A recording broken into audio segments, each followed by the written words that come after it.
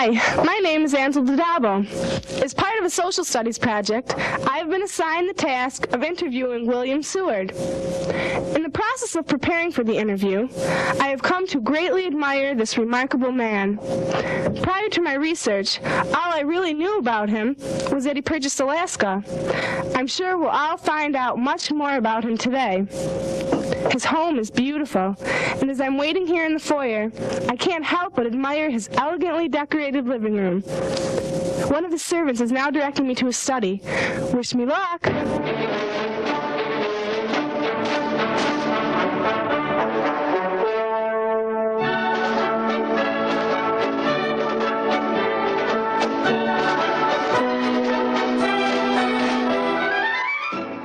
I'd like to take this opportunity, Mr. Seward, to thank you for allowing us into your home this afternoon with all of our equipment and cameras and paraphernalia. Well, I find these cameras and equipment interesting. It's a long way from Brady. Oh, it certainly is, Mr. Seward. Why don't we start off our interview by having you give us a brief thumbnail sketch of your life. Well, first of all, I was born in Florida, New York. I attended Union College. After graduation, I became a lawyer and practiced here in Auburn. I served on the state legislature. I was governor of New York State, a United States senator, and Secretary of State under both Lincoln and Johnson. You're very modest, Mr. Seward. Indeed, great accomplishments. My next question is why a man of your accomplishments would settle in Auburn. Auburn is a community where one comes to retire, not to start anew. Well, first of all, back then Auburn wasn't dying. Auburn was the place to go. Auburn was action. Auburn was the place to go to make it big. We had the mills, we had the prison. Auburn was a very prosperous community back then. And even after you did make it big, though, Mr. Seward, you never left the Auburn area. You established residence in Washington, but you never officially moved out of this house. Why wouldn't it have been easier to have home base in Washington? Well, first of all, my wife had been born here and raised here and loved it here. And she didn't like to travel, go back and forth to Washington, back and forth to Albany. So she liked to stay in this home.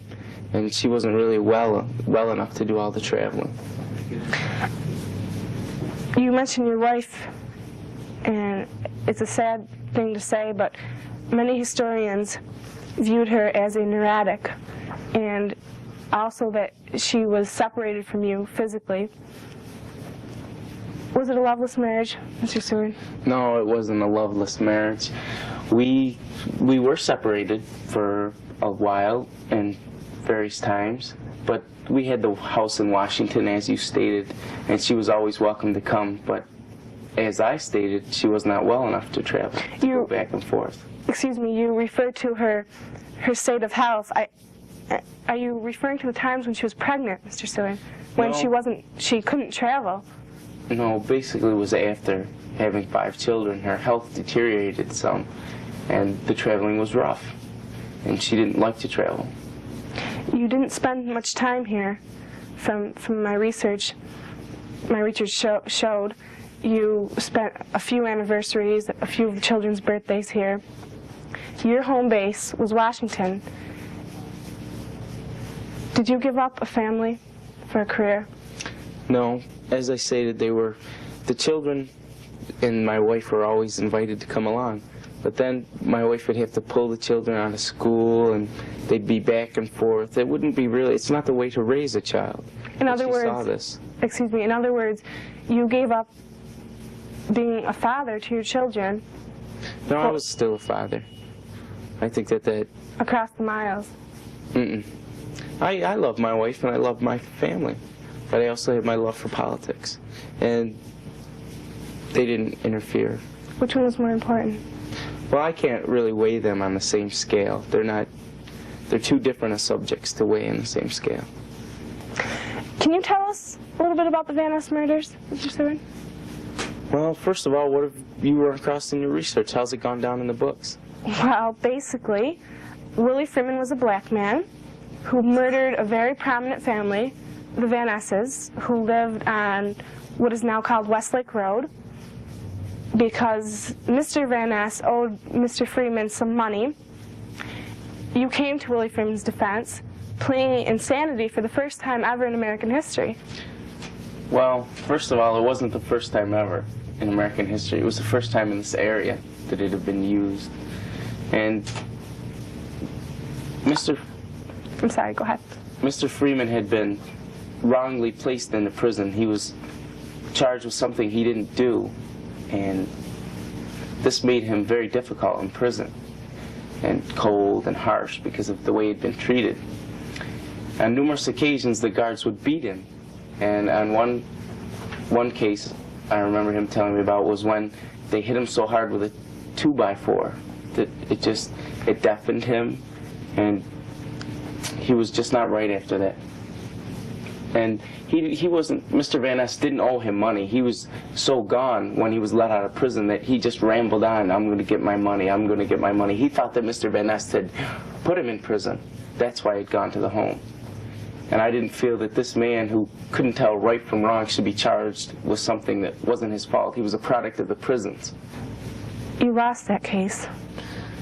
Well, yes, I did. First, when we had lost it, I filed for an appeal to appeal the case, but that never made it because Mr. Freeman had died a few days after. I went to visit him, and he was just so badly messed up that I could see the putrid discharge from his ears when he laid in the cell. And soon after he died, the man who did the autopsy said that his brain looked like it had a chronic disease. So why should this man suffer for this, for what had happened to him in prison? Why should he? You felt very strongly against slavery. Your several speeches pointed to this, but who are we trying to fool? Your own family had slaves, Mr. Seward. Yes, my father owned a few slaves, and I can remember when I was a child that they used to live in the kitchen. It was the warmest place in the home. They lived in the kitchen? Yes. Mm-hmm. And I used to go in and talk to them on occasions. I could smell the pies cooking. It was really, they would come out and show you love just like you were a part of the family. Why a fight against slavery? It was nothing but a group of people who cooked the pies. What were you fighting against? What rooted in you this desire? So you're saying slavery wasn't that bad? You're telling me it was a group of people sitting around in a warm kitchen cooking pies. Well, let me tell you something. You don't know slavery.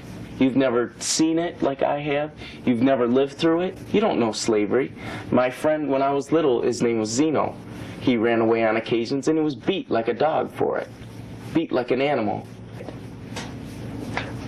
The way you presented it to me in your early years, there was no indication that it was a terrible thing for you. It wasn't traumatic, Mr. Seward. You talked with these people. They were part of your family. Yes, that was in our case. That was up north. This wasn't down south, where they spent all days in the field picking cotton. They had no lives. They had no childhood like I had had. You refer to a difference between a slave cooking a pie and a slave picking cotton, and you're telling me that slavery was a godforsaken thing in the South. It was slavery everywhere. Different working conditions, yes, maybe, but it was slavery everywhere. Back then, it was more like no one thought second of it. No one had second thoughts about it. I mean, no one really thought about slavery, and it was just part of your life. But then I realized, seeing these various things that I stated, that it was evil, and I must crusade to stop it. Do you feel, perhaps, that you were too radical for the time period in which you lived? Well, I knew my values, I knew my principles, and I fought for those. Even though when I first started out in the Senate giving my speeches, my hard law speech, my irrepressible conflict speech, a lot of people turned away. Only the new senators, the young ones, would come and watch old Seward speaking. The people weren't ready for it, Mr. Seward. No, they weren't. The Civil War was a hard time for President Lincoln, and for yourself, I'm sure. He hated violence. Yes, he hated violence very much. You were the Secretary of State, you told us in the beginning. You were rated the second greatest Secretary of State in American history. Really? Who's the first? The first? That would be John Quincy Adams. I couldn't have been beat out by a better man. He had a great mind, great man. But some of the accomplishments that you can take credit for during your time as Secretary of State were just incredible. The one I'm thinking of right now is your purchasing of Alaska. Tell us why. What were your motivations for it? Well, I saw Alaska as strategically placed well for the United States means. You also advocated about a canal. Is that true? Yes, in Panama, I advocated the building of a canal. Mm-hmm. Sorry. I still have pain from my assassination attempt. I meant to ask you about that, about your assassination attempt. I was staying in Washington. This was after my carriage accident. And I had my brace on for my neck, and I was in my bed. It was around 10 o'clock. And Louis Payne came to our home in Washington and hit my son Frederick over the head with his Navy pistol, which he had first tried to shoot him with, but it misfired. Came into my room, stabbed my son Augustus, and the male nurse who was taking care of me, Robinson was his name, and excuse me. And then he proceeded to come and try to kill me. I had the brace on, of course, and he couldn't get at my neck with this long knife. And I eventually rolled out of bed. My daughter Franny saw the whole thing. And then he left, and before he left, he stabbed the head of State Department, who was downstairs, which my wife was entertaining.